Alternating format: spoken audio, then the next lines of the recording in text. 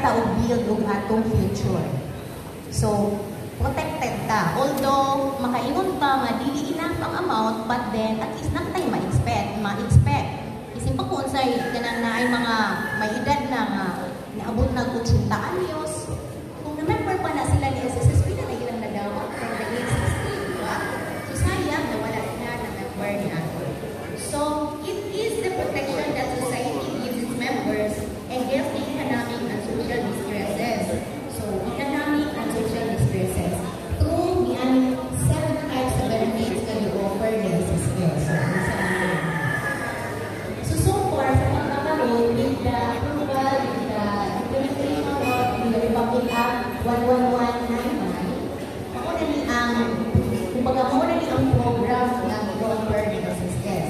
So, dito sa 1161 ng mga balaod sa SSS, ang i-implement ng nato is only the regular SSS benefits, ganang regular SSS programs. So, mga to ang safety net, kumbaga, naaning all ang 7 ka benefits. Meaning mandatory pension booster and voluntary pension booster. Additional na siya.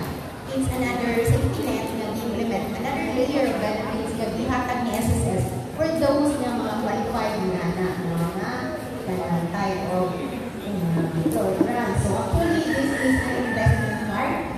The saving part and the insurance part is the regular SSS program, and the mandatory and the voluntary pension booster are those provident fund na i-implement ni SSS.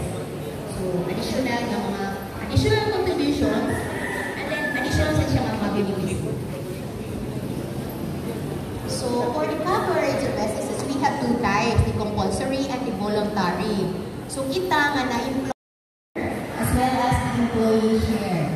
So, mga compulsory governable hapon mo. So, katong mga empleyado sa private sector,